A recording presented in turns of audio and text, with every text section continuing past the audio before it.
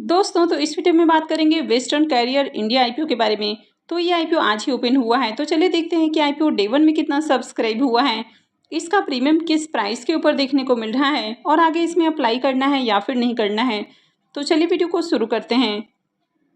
लेकिन इससे पहले कि मैं वीडियो को शुरू करूँ, अगर आप इस चैनल पर पहली बार विजिट कर रहे हैं या फिर आपने चैनल अब तक सब्सक्राइब नहीं किया है तो चैनल को सब्सक्राइब कर लें और वीडियो को भी लाइक कर दें।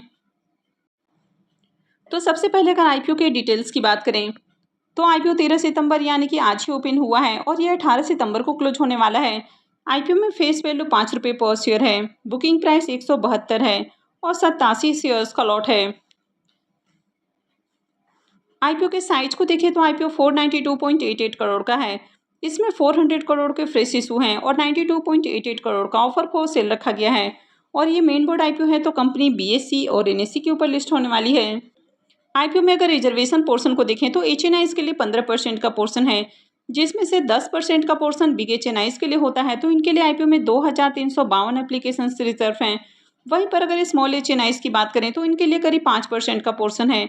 तो इनके लिए आईपीओ में 1176 एप्लीकेशन रिजर्व हैं। और अगर रिटेलर्स की बात करें तो रिटेलर्स के लिए 35% का पोर्शन है। तो इनके लिए आईपीओ में 1,15,282 एप्लीकेशन रिजर्व हैं, यानी कि रिटेल पोर्शन में इतने लोगों को अलॉटमेंट मिलने वाली है। अब ये आईपीओ आज ओपन हुआ है और एंकर इन्वेस्टर्स की ओर से बिडिंग इसमें कल ही देखने को मिली।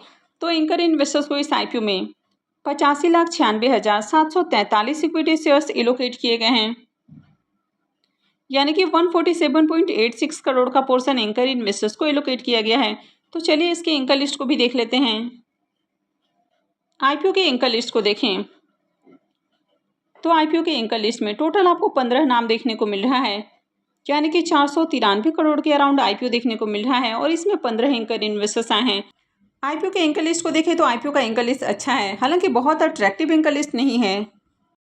और अगर इसमें म्यूचुअल फंड्स कंपनियों के बारे में बात की जाए तो इसमें 3 म्यूचुअल फंड्स कंपनियों ने पैसा लगाया है, तो ज़्यादा म्यूचुअल फंड्स कंपनियाँ भी नहीं आई हैं। कंपनी के बिजनेस को देखें तो ये एक लॉजिस्टिक सर्विस प्रोवाइडर कंपनी देखने को मिल जाती है।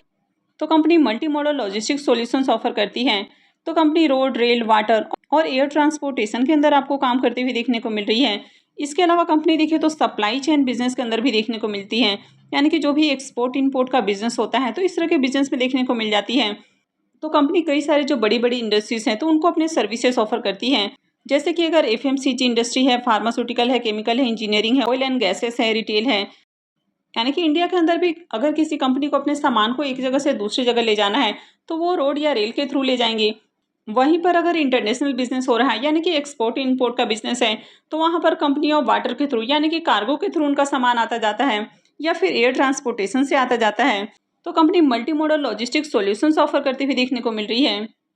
कंपनी के क्लाइंट बेस को देखें तो इनका क्लाइंट बेस काफ़ी बढ़िया देखने को मिल रहा है, यानी कि काफ़ी सारी जो बड़ी बड़ी कंपनियां हैं वो इनके क्लाइंट लिस्ट में देखने को मिल जाती हैं, जैसे कि टाटा स्टील है, हिंडाल्को है, जिंदल है, जेएसडब्ल्यू स्टील है, फिर भारत एल्यूमिनियम देखने को मिल रहा है। यानी कि कई सारी जो बड़ी बड़ी कंपनियां हैं वो इनके क्लाइंट लिस्ट के अंदर आपको देखने को मिल जाती हैं। तो अगर इसके क्लाइंट लिस्ट को देखें तो काफ़ी लंबा इनका क्लाइंट लिस्ट देखने को मिल जाता है। इसके अलावा कंपनी ओवरसीज डेस्टिनेशंस के लिए चार्टरिंग सर्विसेज भी ऑफर करती हुई देखने को मिलती है।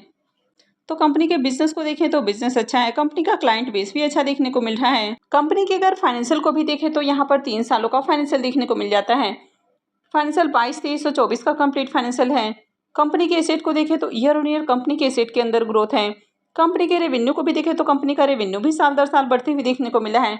कंपनी के प्रॉफिट को देखें तो फाइनेंशियल 22 में कंपनी का प्रॉफिट 61 करोड़ है, फाइनेंशियल 23 में 71 करोड़ और फाइनेंशियल 24 में देखें तो 80 करोड़ से ज़्यादा का प्रॉफिट है। यानी कि कंपनी ईयर ऑन ईयर बढ़िया प्रॉफिट भी बना रही है। कंपनी के नेटवर्थ भी लगातार इंक्रीज हुए हैं। और अगर कंपनी के रिजर्व को भी देखें तो कंपनी का रिजर्व भी बढ़ते हुए देखने को मिला है।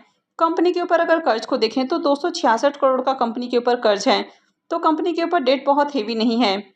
और यहाँ पर कंपनी आईपीओ से जो फंड रेज करने वाली है तो उसमें से 163.50 करोड़ रुपए कर्ज के भुगतान के ऊपर खर्च करेगी। तो आगे कंपनी का कर्ज भी आपको कम होते हुए देखने को मिलेगा। तो कंपनी के अगर फाइनेंशियल को भी देखें तो कंपनी का फाइनेंशियल भी बढ़िया देखने को मिल रहा है। तो चलिए अब देख लेते हैं कि आईपीओ पहले दिन कितना सब्सक्राइब हुआ है।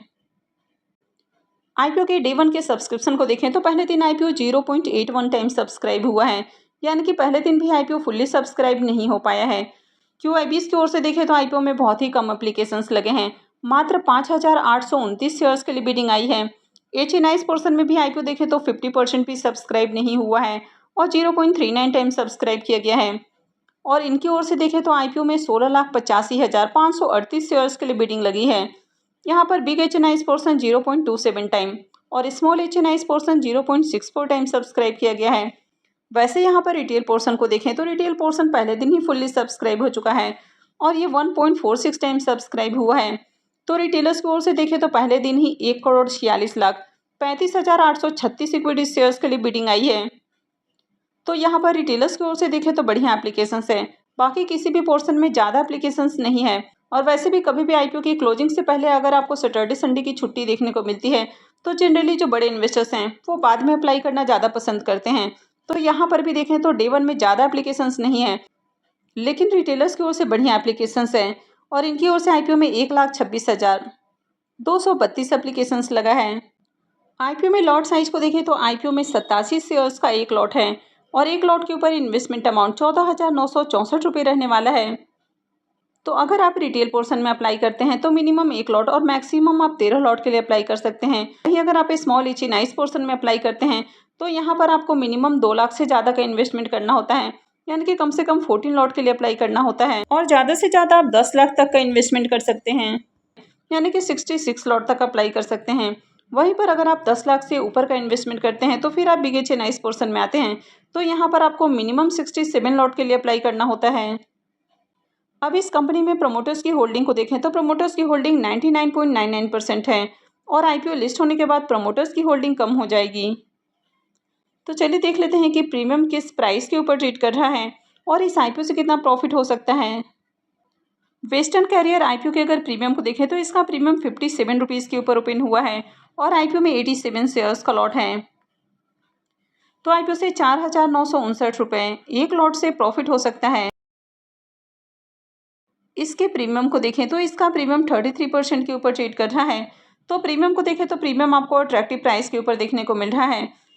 अब यहाँ पर देखें तो कंपनी का बिजनेस अच्छा है, फाइनेंशियल भी अट्रैक्टिव है। आईपीओ के एंकर लिस्ट को देखें तो एंकर लिस्ट ओके देखने को मिला है, बहुत अट्रैक्टिव एंकर लिस्ट नहीं है।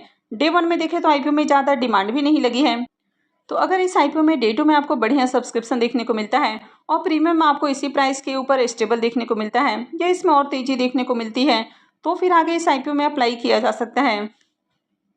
लेकिन इस आईपीओ में आपको डे टू में भी अप्लाई नहीं करना है, यानी कि मंडे को भी अप्लाई नहीं करना है। अगर मंडे को आपको बढ़िया तेज़ी देखने को मिलती है तो उसके बाद आप इसमें ट्यूसडे को अप्लाई कर सकते हैं, यानी कि आखिरी दिन इस आईपीओ में अप्लाई करने का फाइनल डिसीजन लेना है। तो आई होप कि आपको वीडियो अच्छी लगी होगी। तो अगर आपने वीडियो को अब तक लाइक नहीं किया है तो वीडियो को लाइक कर दें और चैनल को भी सब्सक्राइब करके रखें। वीडियो को अंत तक देखने के लिए आप सबका बहुत बहुत धन्यवाद।